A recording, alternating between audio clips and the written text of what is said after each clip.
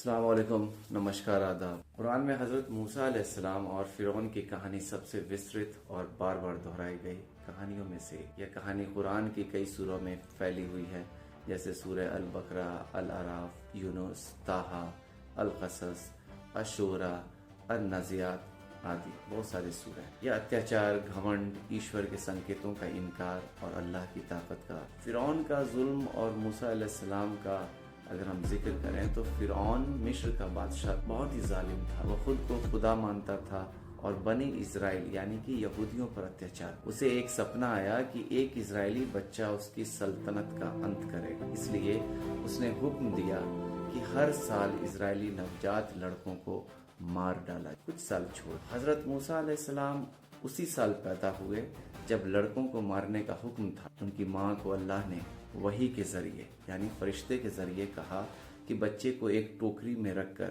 نیل ندی میں بہا۔ ٹوکری فرعون کے محل تک پہنچا۔ فرعون کی بیوی آسیہ جن کا نام تھا، انہوں نے دیکھا اور دیا کر کے گود لے لی۔ موسیٰ علیہ السلام کی ماں ہی انہیں دودھ پلانے والی بنی، جو کہ قرآن کے سورہ القصص میں۔ موسیٰ علیہ السلام کا بڑا ہونا اور مصر سے بھاگنا، اگر اس کی بات کریں تو محل میں پلے بڑھے، لیکن ایک دن انہوں نے غلطی سے ایک مصری کو مار ڈالا جو ایک اسرائیلی سے لڑ رہا۔ فرعون نے انہیں مارنے کی کوشش کی تو وہ میدیان بھاگ گئے۔ وہاں انہوں نے حضرت شعیب کی بیٹی سے شادی کی اور کئی سال بتائے۔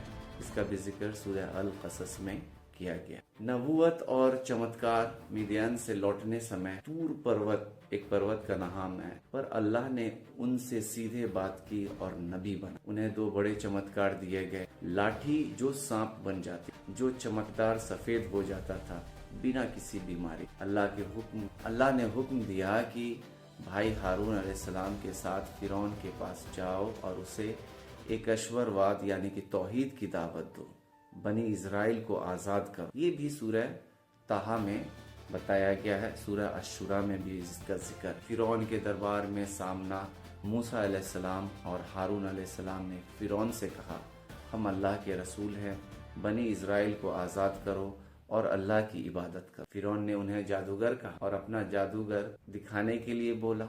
جادوگری میں کیا اسے آتا ہے، اس کا وہ دعویٰ کیے کہ تم یہ جادو کر کے۔ جادوگروں نے لاٹھیاں پھینکی جو سانپ بن گئی، لیکن موسیٰ کی لاٹھی نے سب کو نگل لیا۔ جادوگر ایمان لیا۔ سورہ الاعراف میں اس کا ذکر ہے اور سورہ طٰہٰ میں۔ فرعون نے پھر بھی نہیں مانا۔ اللہ نے فرعون کی قوم پر 9 آزمائشیں یعنی کہ اس کا بھی ذکر جو سو آیتوں میں ذکر کی گئی، تو اس میں طوفان، ٹڈیاں، جوں، میڈک، خون، سوکھا آدی۔ ہر بار وہ وعدہ کرتے تھے کہ ایمان لائیں گے، لیکن ہوتا کیا تھا، راحت ملتے ہی مکر جاتے، جو کہ سورہ الاعراف میں اس کا ذکر۔ سمندر کا چمتکار اور فرعون کا انت۔ آخرکار اللہ نے موسیٰ علیہ السلام کو حکم دیا کہ بنی اسرائیل کو لے کر مصر سے نکل جاؤ۔ فرعون نے سینا لے کر پیچھا کیا، لال ساگر یعنی نیل ندی کا حصہ۔ وہاں پہنچ کر موسیٰ علیہ السلام نے لاٹھی ماری، سمندر پھٹ گیا، یعنی سے راستہ جو ہے موسیٰ علیہ السلام کو ملا اور 12 راستے بن گئے۔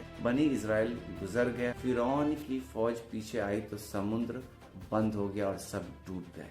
مرتے وقت فرعون نے کہا، میں ایمان لایا کہ جس پر بنی اسرائیل ایمان لائے وہی اللہ ہے، لیکن تب بہت دیر ہو۔ اللہ نے کہا کہ اس کا بدن بچا لیا جائے گا تاکہ آنے والی نسلوں کے لیے نشانی بنے۔ سورہ یونس میں کیا سبق۔ یہ کہانی سکھاتی کیا ہے؟ یہ کہانی سکھاتی ہے گھمنڈ اور ظلم کا انت تباہی ہے۔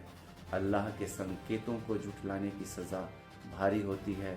ایمان اور صبر سے اللہ مدد کرتا ہے۔ فرعون اتیاچار اور شرک کا پرتیک ہے، جبکہ موسیٰ علیہ السلام حق اور توحید کے پرتیک۔ قرآن میں یہ کہانی 136 بار موسیٰ علیہ السلام کا ذکر کر کے بار بار یاد دلاتی ہے کہ اتہاس سے سبق لو، جو کہ مکھیہ سورہ میں پہلے ہی بتا چکا ہوں، طٰہٰ، القصص، الاعراف، یونس، الشعراء میں ذکر کیا ہے۔ خیر، یہ ویڈیو آپ کو کیسی لگتی ہے؟ اگر اچھی لگتی ہے تو سب تک شیئر کریں اور اپنی کمنٹ بھی ضرور کریں کہ آج کے اس ویڈیو سے آپ کیا سیکھ۔ جے ہند۔